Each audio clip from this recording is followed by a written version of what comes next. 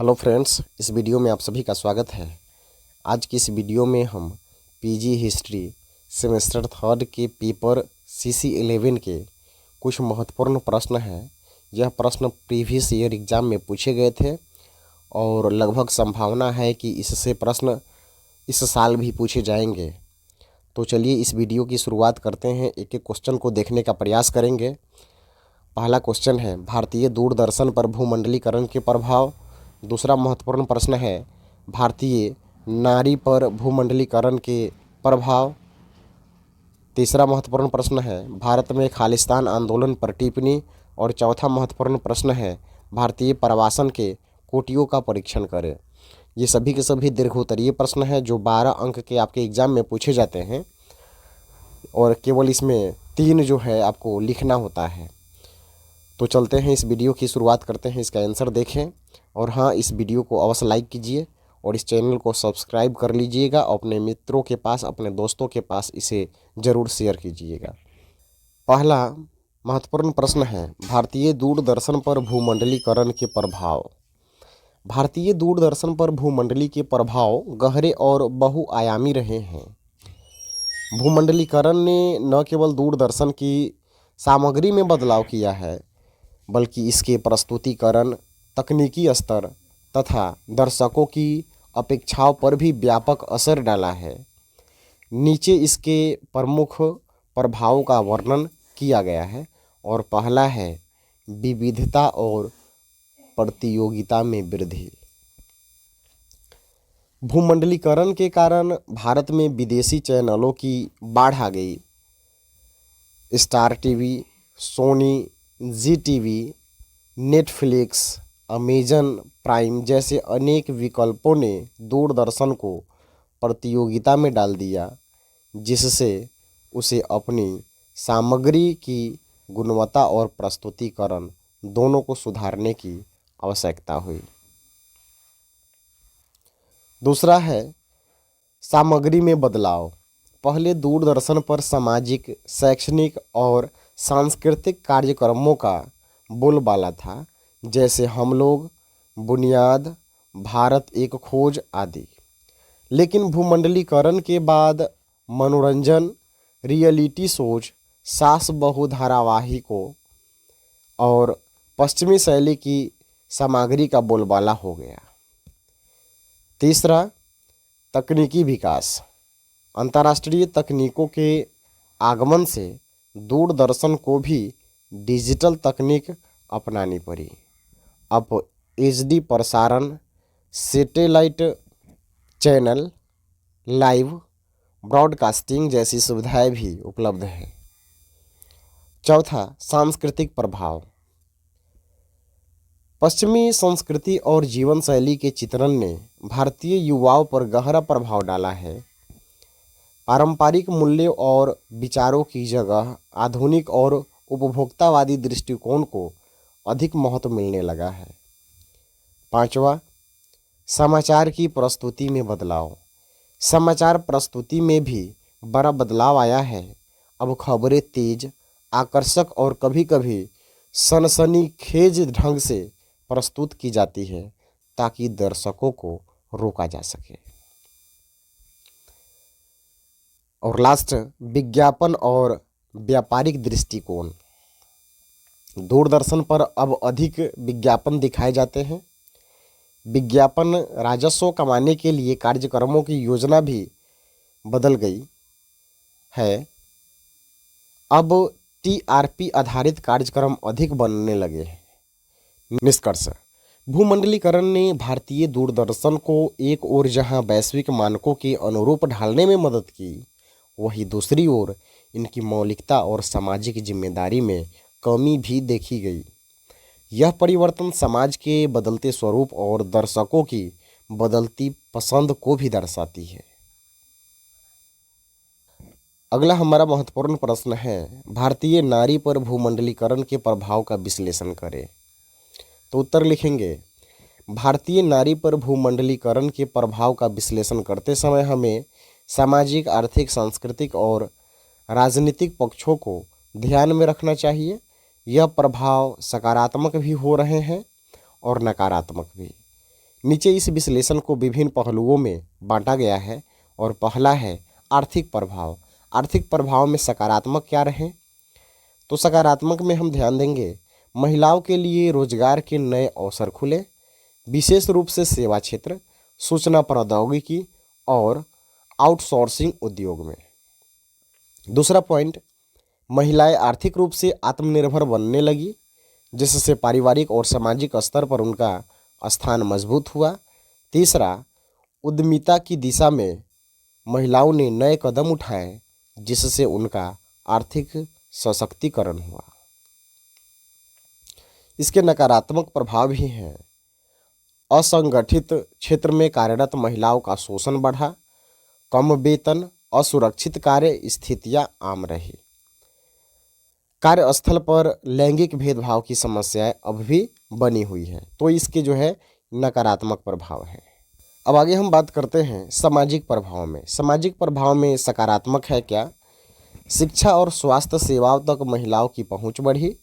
महिलाएं अब अधिक आत्मनिर्भर, आत्मविश्वासी और स्वतंत्र निर्णय लेने वाली बन रही है। विवाह, मातृत्व और पारिवारिक भूमिकाओं को लेकर पारंपरिक सोच में धीरे धीरे बदलाव आया। और नकारात्मक प्रभाव में पारिवारिक संरचना और सामाजिक संबंधों पर तनाव बढ़ा है। पारंपरिक और आधुनिक मूल्यों के बीच टकराव देखा गया। उपभोक्तावादी संस्कृति के प्रभाव से जीवन शैली में परिवर्तन हुआ, जिससे कभी कभी मानसिक दबाव और असंतुलन पैदा हुआ। सांस्कृतिक प्रभाव में सकारात्मक प्रभाव क्या पड़ा महिलाओं पर? महिलाओं को अपनी पहचान और अभिव्यक्ति की स्वतंत्रता मिली। वैश्विक संस्कृति के प्रभाव से महिलाओं में आत्मनिर्भरता और आत्म प्रेरणा बढ़ी। और इसके नकारात्मक प्रभाव क्या हुए? पारंपरिक सांस्कृतिक मूल्य और पहनावे आदि पर पश्चिमी प्रभाव बढ़ा, जिससे सामाजिक आलोचना और विरोध हुआ। स्थानीय परंपरा से दूरी की भावना बनी। राजनीतिक प्रभाव है। महिलाओं की भागीदारी राजनीतिक में धीरे धीरे बढ़ी है। महिला सशक्तिकरण से जुड़े मुद्दे वैश्विक मंच पर भी चर्चा का विषय बने हैं। और निष्कर्षतः लिखेंगे, भूमंडलीकरण ने भारतीय नारी को नई संभावनाएं और स्वतंत्रताएं प्रदान की है, लेकिन इसके साथ ही अनेक चुनौतियां भी सामने आई है। आज की नारी पहले से अधिक शिक्षित, जागरूक और सक्षम है, लेकिन उसे सामाजिक संरचनाओं और सांस्कृतिक विरोधाभासों से जूझना पड़ रहा है। आवश्यकता इस बात की है कि भूमंडलीकरण के लाभों को अधिकतम रोकने के साथ साथ इसके दुष्प्रभाव को न्यूनतम किया जाए। तो इस तरह से ये हमारा दूसरा प्रश्न था, जो कि बहुत ज़्यादा इम्पोर्टेंट है, आप इसे ध्यान रखिएगा। तीसरा हमारा महत्वपूर्ण प्रश्न है, भारत में खालिस्तान आंदोलन पर टिप्पणी। ये सभी के सभी 12 अंक के हैं। तो चलिए इसको जानें। खालिस्तान आंदोलन एक सिख अलगाववादी आंदोलन है, जिसका उद्देश्य भारत के पंजाब राज्य में एक स्वतंत्र सिख राष्ट्र खालिस्तान की स्थापना करना है। यह आंदोलन मुख्य रूप से 1980 और 1990 के दशक में अपने चरम पर था, लेकिन इसकी जड़ें इससे पहले के वर्षों में ही विकसित होने लगी थी। ऐतिहासिक पृष्ठभूमि को देखें। सिख धर्म की उत्पत्ति और उसकी विशिष्ट सांस्कृतिक पहचान ने सिख समुदाय को एक अलग राष्ट्र की कल्पना की ओर प्रेरित किया। 1947 में भारत के विभाजन के समय कुछ सिख नेता ने खालिस्तान की मांग की थी, परंतु वह विचार व्यापक समर्थन नहीं पा सका। बाद में 1970 और 1980 के दशकों में यह आंदोलन फिर उभर कर सामने आया। आंदोलन का चरम 1980 के दशक में खासकर भिंडरांवाले की अगुवाई में खालिस्तान आंदोलन ने हिंसक रूप ले लिया। 1984 में भारतीय सेना द्वारा ऑपरेशन ब्लू स्टार के अंतर्गत अमृतसर के स्वर्ण मंदिर परिसर में कार्रवाई की गई, जिससे सिख समुदाय की भावनाएं आहत हुई और आंदोलन और उग्र हो गया। इसके बाद प्रधानमंत्री इंदिरा गांधी की हत्या और इसके पश्चात हुए सिख विरोधी दंगे इस आंदोलन को और भड़काने वाले कारण बने। वर्तमान स्थिति देखें। वर्तमान में भारत में खालिस्तान आंदोलन को जन समर्थन प्राप्त नहीं है और इसे सुरक्षा एजेंसियों द्वारा अलगाववादी एवं आतंकी गतिविधि के रूप में देखा जाता है। हालांकि विदेशों में बसे कुछ सिख समुदाय के समूह इस विचारधारा का प्रचार करते रहते हैं और निष्कर्ष में लिखना है, खालिस्तान आंदोलन भारत की एकता, अखंडता और सांप्रदायिक सौहार्द के लिए एक चुनौती रहा है। यह आंदोलन यह भी दर्शाता है कि जब सामाजिक, धार्मिक और राजनीतिक असंतोष को समय रहते हल नहीं किया जाता तो वे कैसे चरम रूप ले सकते हैं। आज आवश्यकता इस बात की है कि सभी समुदायों के बीच विश्वास, संवाद और सम्मान अवसरों की भावना को बढ़ावा दिया जाए ताकि इस प्रकार के आंदोलन भविष्य में न पनप सके। तो ये रहा हमारा तीसरा महत्वपूर्ण प्रश्न। चौथा प्रश्न है, भारतीय प्रवासन के कोटियों का परीक्षण करें। भारतीय प्रवासन का अर्थ है भारतीय जनसंख्या का एक स्थान से दूसरे स्थान की ओर स्थानांतरण। यह स्थानांतरण देश के भीतर भी हो सकता है और देश के बाहर भी। प्रवासन के कई कारण और प्रकार होते हैं जिन्हें हम विभिन्न कोटियों में बांट सकते हैं। जैसे नीचे भारतीय प्रवासन की प्रमुख कोटियों का विस्तृत परीक्षण किया गया है और यहाँ पे हम पहला पॉइंट देखेंगे, स्थान के आधार पर प्रवासन की कोटियाँ।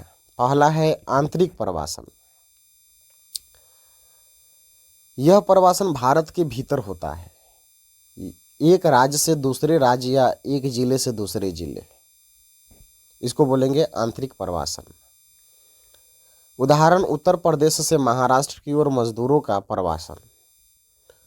उप प्रकार है ग्रामीण से शहरी, यानी गांव से शहर, ग्रामीण से ग्रामीण और शहरी से शहरी, यानी कि शहर से शहर ये प्रवास कर जाते हैं। व्याख्या करने की उतना ज़रूरत नहीं है, आप लोग समझते होंगे। शहरी से ग्रामीण, यानी कि शहर से ग्रामीण। दूसरा है बाहरी प्रवासन। इसमें व्यक्ति भारत से बाहर किसी अन्य देश में बसने के लिए या काम करने के लिए जाता है।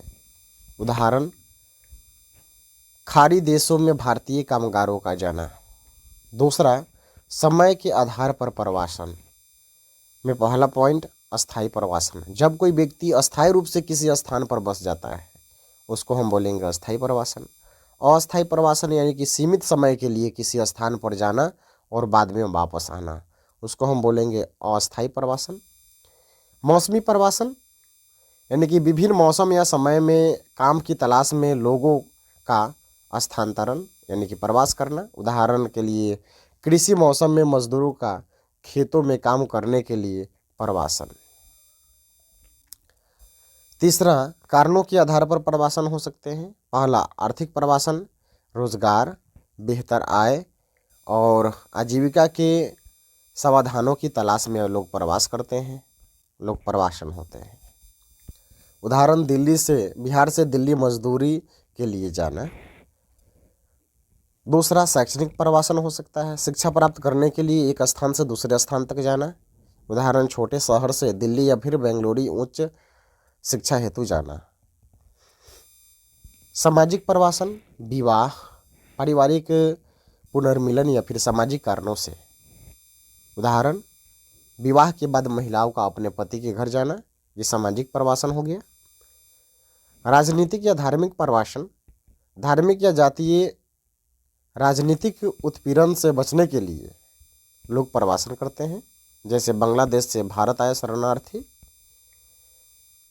प्राकृतिक आपदा आधारित प्रवासन, बाढ़, सूखा, भूकंप जैसे प्राकृतिक आपदाओं के कारण लोगों का स्थान बदलना यानी कि प्रवासन होना। चौथा, स्वेच्छा और विवशता के आधार पर प्रवासन, इसमें पहला, स्वैच्छिक प्रवासन। जब व्यक्ति अपनी इच्छा